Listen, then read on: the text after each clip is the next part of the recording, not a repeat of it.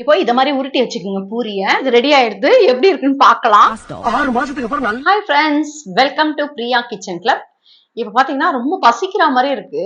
என்ன சாப்பிட்றதுன்னு யோசிக்கும் போது நம்ம டெய்லி வந்து பூரி, இட்லி அத மாதிரி சாப்பிட்டு இருக்கோம். பூரி வந்து டிஃப்ரெண்டா பண்ணா எப்படி இருக்கும் அப்படின்னு யோசிச்சேன்.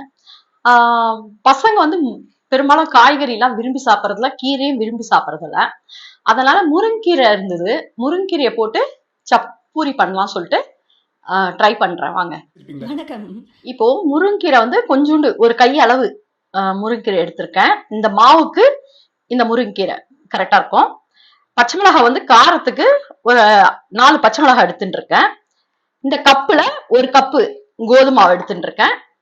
சால்ட், தேவையான பொருட்கள். இப்போ இந்த முருங்கீரையில இந்த பச்சை மிளகாய் போட்டு நைஸா நம்ம அரைச்சிக்கலாம் பேஸ்ட் மாதிரி. இப்போ இது வந்து 1/2 டம்ளர் தண்ணியை கொட்டி அரைச்சுக்குங்க.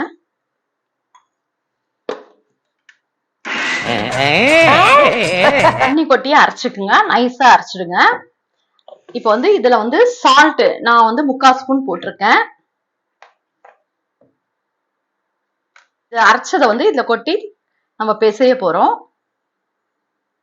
இப்ப பாத்தீங்கன்னா இந்த பூரி மாவு வந்து இந்த மாதிரி பிசைந்துக்குங்க. இப்ப பாத்தீங்கன்னா கிரீன் கலர்ல சூப்பரா இருக்கு பாருங்க. இது கொஞ்சம் கலர்ஃபுல்லா இருக்கும், பசங்களுக்கும் கொஞ்சம் டிஃப்ரெண்டா தெரியும். இது பூரி மாதிரி உருட்டிக்கலாம். இப்போ இத மாதிரி உருட்டி வச்சுக்கோங்க பூரிய. எண்ணெய் வச்சிருக்கோம். இந்த எண்ணெய் காஞ்ச பிறகு நம்ம பூரி பொரிக்கலாம். இப்ப பூரி பொரிக்கிறோம்.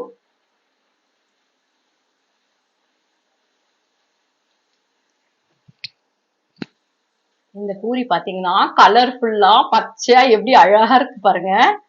பார்க்கும் போதே ஒரு கலரா நமக்கு ஒரு மாதிரி டிஃப்ரெண்டா இருக்கு. பசங்களுக்கும் என்னடா இது பூரி போய் இப்படி இருக்கு இந்த கலர்ல அப்படின்னு யோசிப்பாங்க. இது ரெடி ஆயிடுது. எப்படி இருக்குன்னு பார்க்கலாம். இது வந்து நல்லா பொரிக்கணும். ஏன் கேட்டா அந்த கீரை வந்து பச்சை ஸ்மெல் போகணும். அந்த அளவுக்கு பூரிய கலர் மாறுற அளவுக்கு நம்ம பொரிக்கணும்.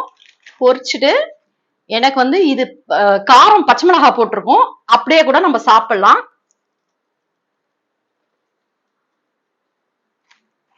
நம்ம பச்சை மிளகாய் முருங்கீரை மாவுல போட்டு பிசைஞ்சதுனால ரொம்ப டேஸ்ட் சூப்பரா இருக்கு. காரமாவும் ஒரு மாதிரி டிஃப்ரெண்டாவும் இருக்கு. நான் வந்து ஆல்ரெடி தக்காளி தொக்கு பண்ணி வச்சிருந்தேன். அந்த தக்காளி தொக்குல இது தொட்டுன்னு சாப்பிட்டு பார்க்கலாம்.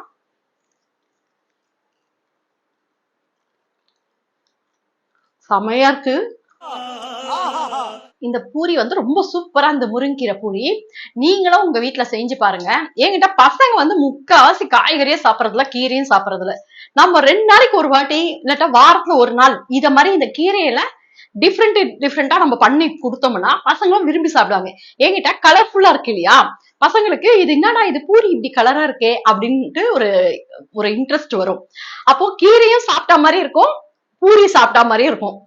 அதனால ரொம்ப உடம்புக்கும் நல்லதுதான். இது வந்து வீக்லி 1 டேஸ் நீங்க ட்ரை பண்ணுங்க வீட்டுல. அதே மாதிரி முருங்கீரையில நான் தொக்கு பண்ணி வீடியோல போட்டிருக்கேன், அதையும் பாருங்க. அதே மாதிரி இதையும் பண்ணி பார்த்துட்டு எப்படி இருக்கு கமெண்ட்ஸ்ல சொல்லுங்க. இந்த வீடியோ நீங்க ஃபர்ஸ்ட் டைம் பாக்குறதுனா லைக் பண்ணுங்க, ஷேர் பண்ணுங்க, பெல் பட்டன் அமுக்குங்க. பை ஃப்ரெண்ட்ஸ், நம்ம அடுத்த வீடியோல பார்க்கலாம்.